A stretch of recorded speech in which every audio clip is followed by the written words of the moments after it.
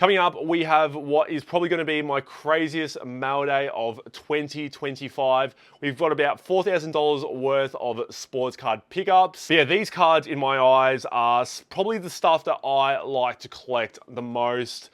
Most of them will obviously just be for reselling, but in terms of what I like in terms of me as a collector, these are the sorts of cards that I would like to go for. So let's start off with the very first lot. I paid around just under $1,000 for this one. I think this is probably about the going rate, but I've talked about one young player that I'm kind of looking to stockpile on and invest, even though I'm kind of thrown off by that word.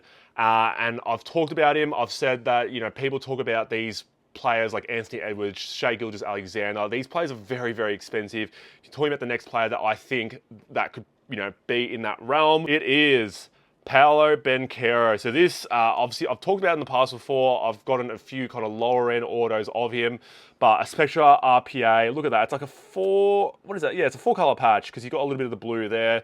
On-card auto, still Panini sealed out of 49. Paid about $850 for it. It's probably bang on around the value at the moment, but like I said, if you look, I'm comparing him to Anthony Edwards, but if you look at Anthony Edwards' Spectra RPAs and what they go for, that's what I'm kind of envisioning Paolo to get to. He's probably not going to show it this season because he's coming off that torn oblique, and him and Franz are still kind of work that out together. Suggs has been ruled, I don't know if he's ruled out for the season or if he's out indefinitely, but he's been a massive loss for the Magic. And even though Franz and Paolo are playing together, the Magic aren't really winning. I think Suggs is a massive kind of third component to that starting five. But yeah, really nice card. Something that I'm not going to really move too quickly, but I really like Paolo. Another player that I really like as well, paid $140 for this one, Tyrese Halliburton. I know a lot of people might be down on him, but I really like Tyrese Halliburton.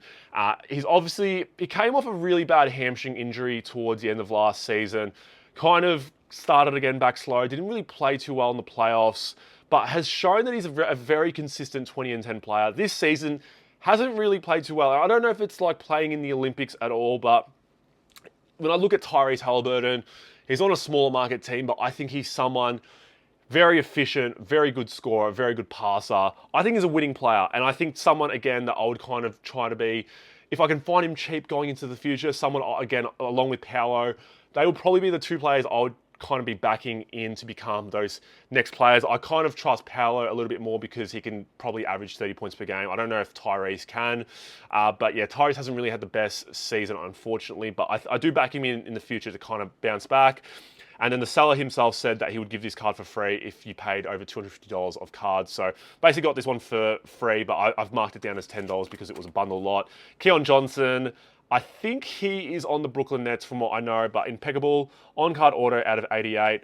Very cool card there, but trust me, not the coolest bunch of cards that I've got coming up yet. So this next lot was around $600 for legends of the game. These are the sorts of things that I like to collect personally. I know a lot of people like to collect the modern players, and that's fair enough. I still like to collect the modern players as well, but I always think there's always a great market in terms of reselling for these sorts of things. First card up, we have Bill Walton. So he valued this one at $65. Rest in peace. But yeah, Boston Celtics legend, Portland Trailblazers legend. We have the UCLA manufactured patch as well as on-card auto. 12 out of 40. Very, very nice card. Next one up, this card was valued at around just over $200, and you might be thinking, why is it valued that highly?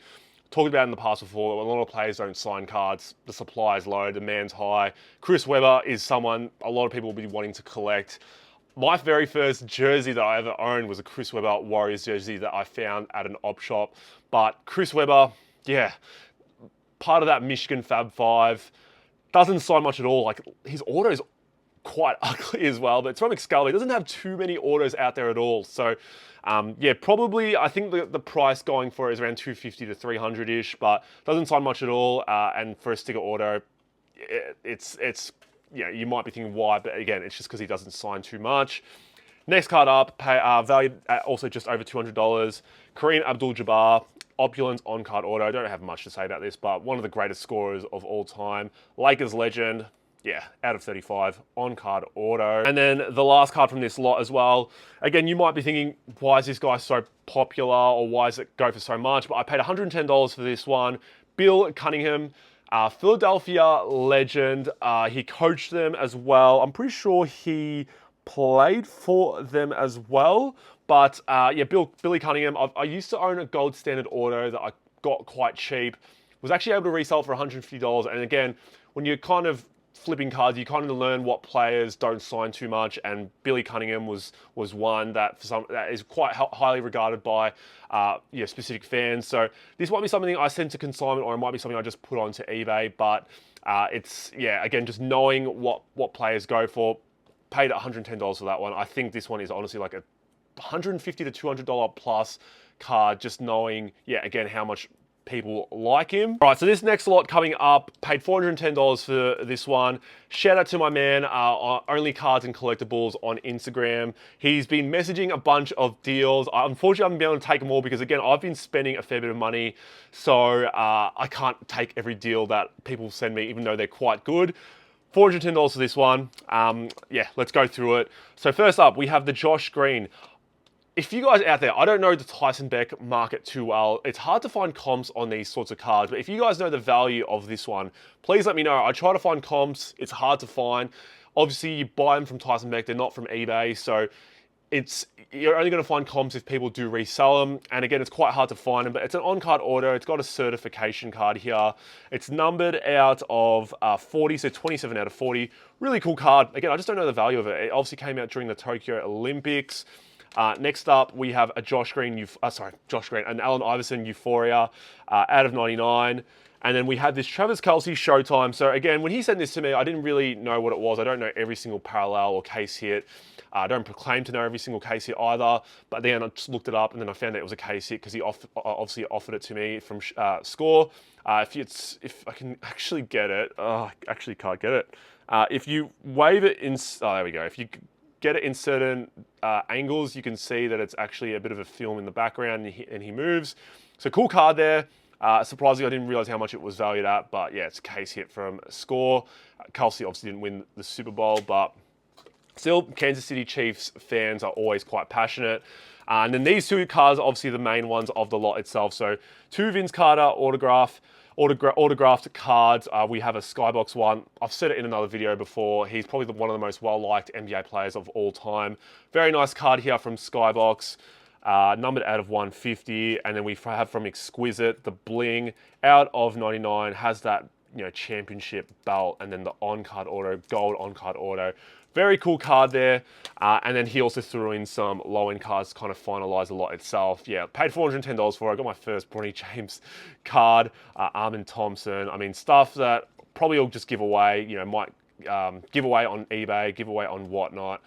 Like I said before, if you guys want to follow me on Whatnot, hopefully we should have a show by the time this video comes out, so go support me. Quick break in today's video. If you guys are after one of your very own Matt's card cases to store and display your own cards, whether it's leaving it at home or bringing to card shows, I do have them available on my website. I don't have too many left, but go check it out at mattscardcase.com. And then when I speak about things that I love to collect as a collector, this stuff, and also the stuff that I love to buy the most, is this sort of stuff. So a little bit of story time.